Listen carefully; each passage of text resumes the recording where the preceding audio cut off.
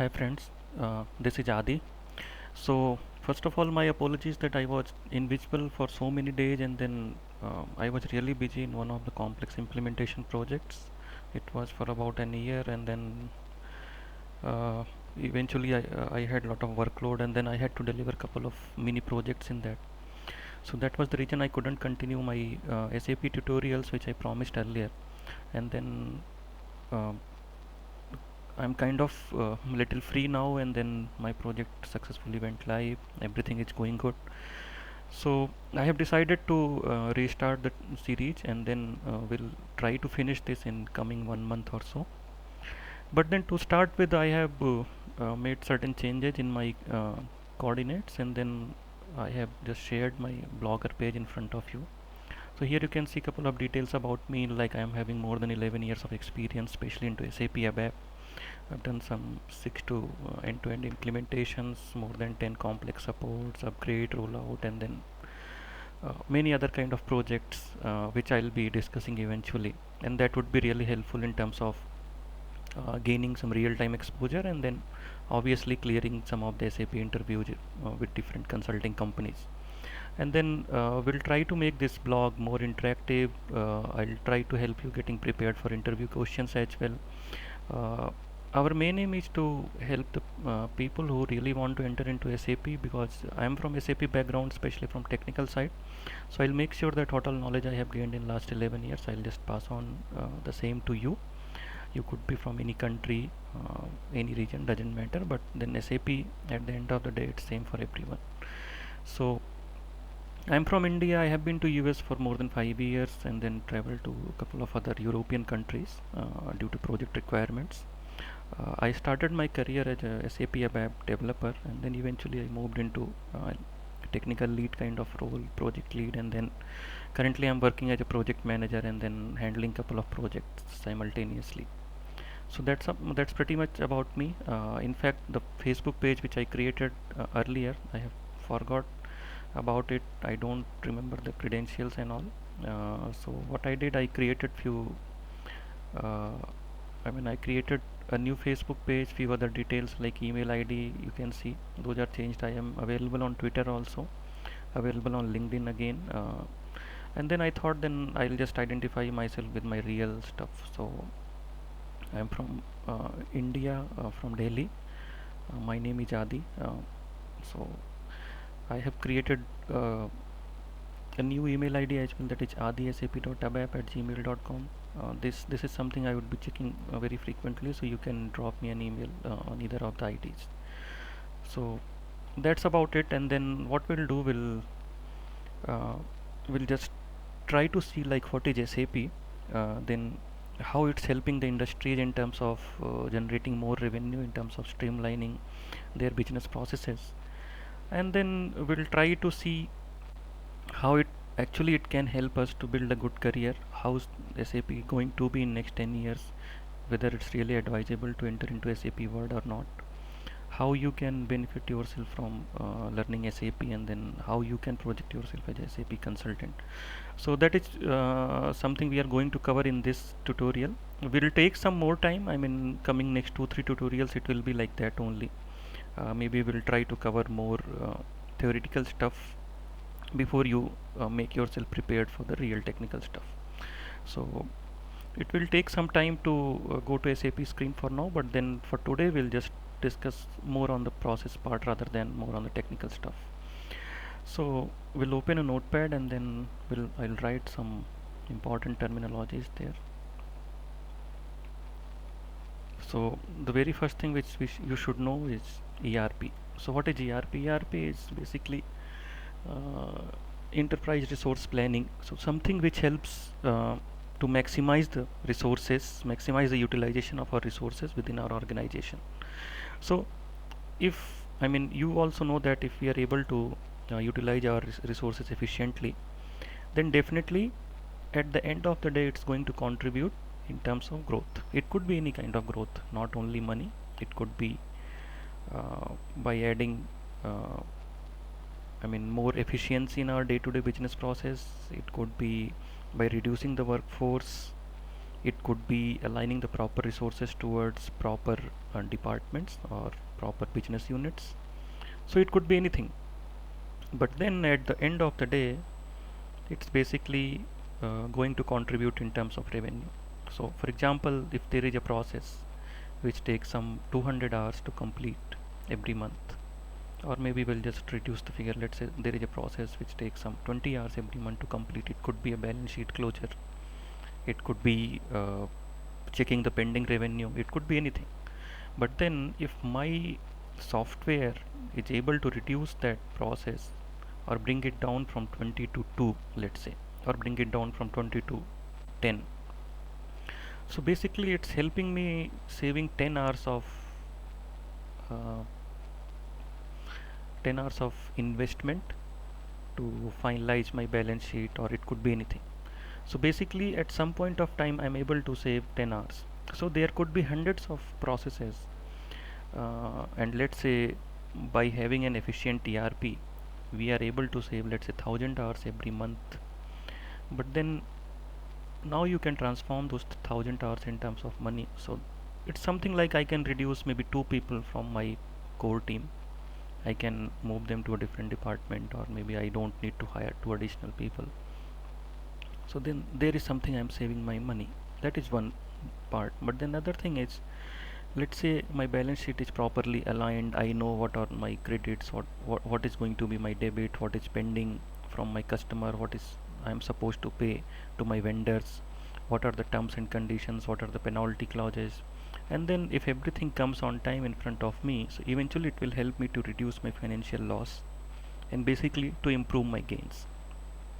So that is pretty much about ERP. Then coming to SAP. So basically in the market we have many ERP softwares available. SAP is one of them. SAP is basically a German based software company. Then we have Oracle, which is another famous one based out of US. And then we have couple of other ERPs which are not so famous in the market, but still, I mean, it all depends what kind of organization is that, and then accordingly they will be using it. For example, you have PeopleSoft, which eventually was acquired by Oracle, so that is basically HR related. Then we have an ERP called IRS. Then we have small ERPs like Ramco. So there could be many other ERPs. There are very small ERPs developed for small medicine shops. So there could be many ERP, but then why SAP actually clicked in the market, that it basically it solves the purpose of uh, all kind of organizations. It could be small, medium, or very large scale. It could be any vertical in the industry. It could be high tech, it could be media, it could be manufacturing, it could be a production company, it could be an engineering company, it could be anything. So SAP is very wide, and then SAP is basically able to tackle most of the day-to-day business issues in a very efficient manner. So which I'll be discussing when we actually go into SAP screen. So first thing is ERP, and then now we have discussed about SAP. Now coming to kind of SAP projects we have normally. So the very first is basically an implementation project. Next one could be a support project.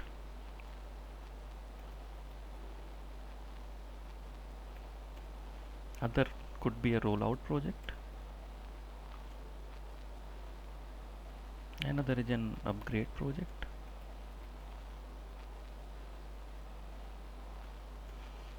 There could be an enhancement project. So we'll discuss each of them one by one. So what is an implementation project? So it's basically there is an organization, let's say the organization is kind of evaluating that which ERP we should go with, and then finally they come up with the conclusion that SAP is something which suits best to their requirement. Then they will go with an implementation project. So that we will generally call a typical SAP implementation. Now, what is a support project? So basically, for example, I am an organization, I'm already having SAP, but then I need my application to be supported. It's very similar to what we do in day-to-day basis. For example, you have a cell phone connection and then you have some issue, you give a call to the customer care and then they help you in terms of resolving the issue. That is one. So you have some issue with your bank account, you drop an email to your customer relationship manager and then he comes up with a solution. In a very similar manner, we have our we have our support team which supports the entire SAP application or our entire ERP application. And then in the support team, we'll be having different groups, which I'll again discuss. Coming to a rollout project is something, for example, I'm a global organization. My business is spread across the world. Let's say, there is an example of a company called, uh, let's say Microsoft. So Microsoft is an organization. Obviously, it's high-tech industry. They work on the operating systems. They work on a couple of other softwares, and then they have customers across the globe. Anyone, if you see more than 70-80% people, they will be using Windows. So they want their business to be tackled based on the different countries and their rules and regulations. So everything should be configured in SAP. So for example, on day one, when Microsoft decides to go with SAP, they are not sure whether they should go with the big bang implementation, which means they should just implement SAP entire the globe, or they should go with the US region implementation, and then once the business process is stabilized in US, they can roll it out to some other countries, for example Canada or Brazil, where the business process remains same. So they can just extend the same functionality to other users in different countries. That could be my rollout project. There are different kind of rollouts. It could be a, okay, we'll discuss it again, the types and all.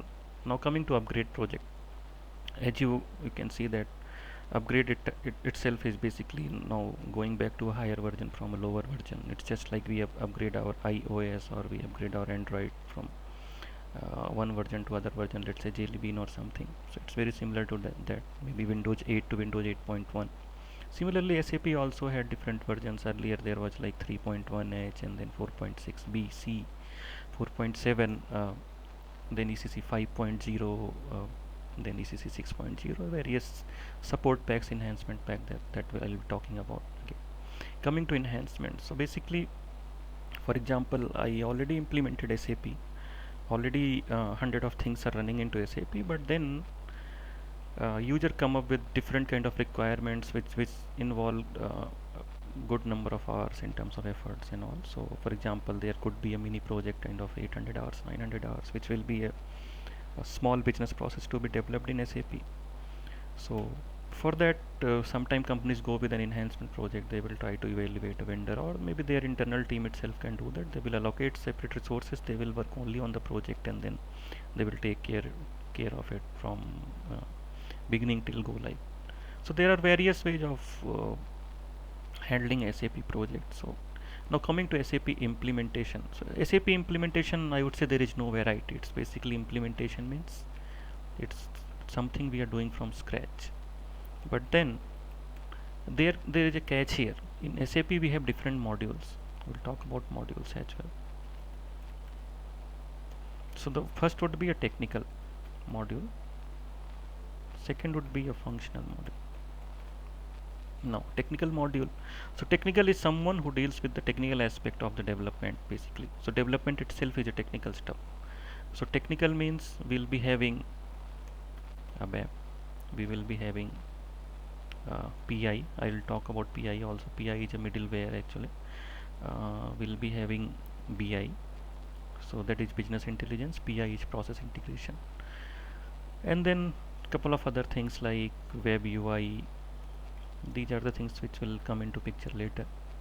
Now coming to functional area, we'll be having different modules like MM. So MM is material management, which pretty much covers our logistics area. We'll be having SD, that is sales and distribution. We will be having FI, that is our finance module. We will be having CO, that is controlling. PS, that is project systems. We have HCM, that is basically our HR, human capital management. And then so many modules are there. We'll be having CRM, we'll be having SRM. These are the terms you would have heard somewhere definitely, while you were exploring about SAP and all. But then going forward, my training would mainly be focused on technical stuff, that is ABAP. I'll try to cover a little bit of PI and BI as well. But then based on the feasibility, we'll go forward towards web UI, we will go forwards towards CRM tech, we will try to learn SRM tech, and then couple of other stuff. We'll see what best we can do. So basically this is something related to implementation. So implementation is again something we are doing from scratch, but then based on my budget I might just go for MMSD and FI, or I might just go for MMSD, FI and CO. So basically it's basically the combination of modules which I want to choose. I don't want to go with HCM immediately. I might not require a CRM system. I might not require an SRM system. So it all depends on the requirement. But then implementation again from scratch. After that, there could be scenario wherein we are going for an HCM implementation. We are going for a CRM implementation. So basically we are just going for a particular module to be implemented in our organization. So that is pretty much about our implementation project. Coming to support, so there could be again different kind of support. We'll have a 24 by 7. We'll be having 24 by 5. We can have an L1, we can have an L2, we can have L3, we can have offshore, we can have onshore, we can have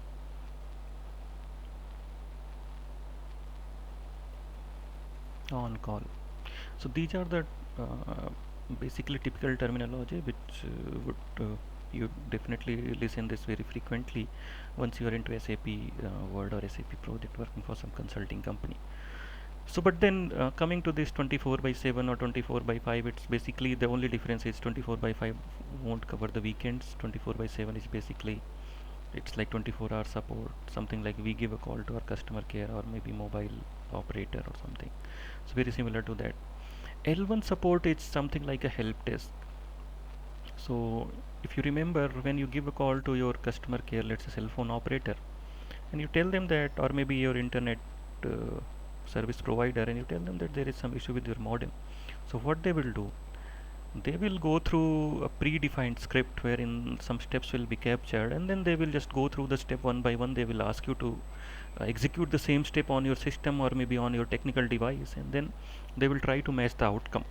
Based on that, they will pass on the feedback to the next team. So basically L1 is nothing but a very basic support.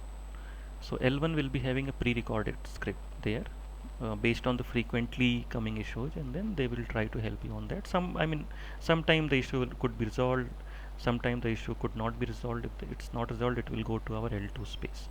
So L2 is basically the next level team which will be having a slightly experienced resources. L1 is kind of 1 to 2 years of experienced resources, but L2 is slightly higher experience, like 3 to 4 years or maybe 5 to 6 years also.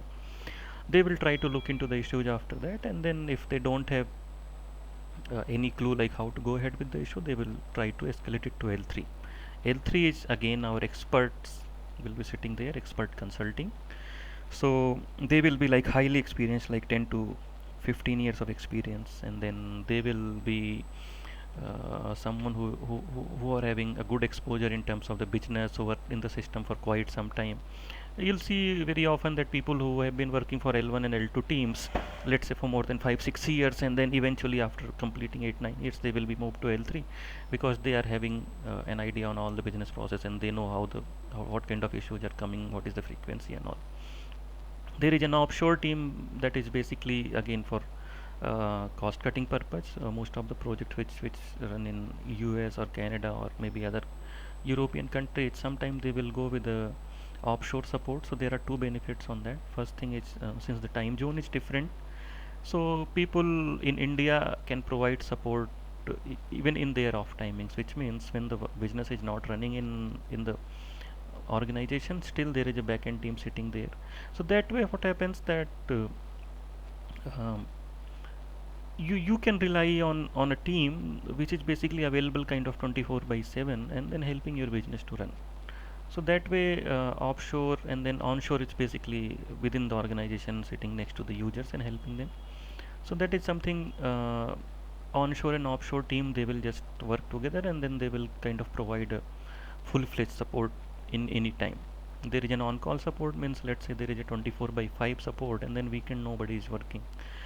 But then there is a critical issue there, let's say some interface failed or something happened in the system, and due to which there is a critical business process not running.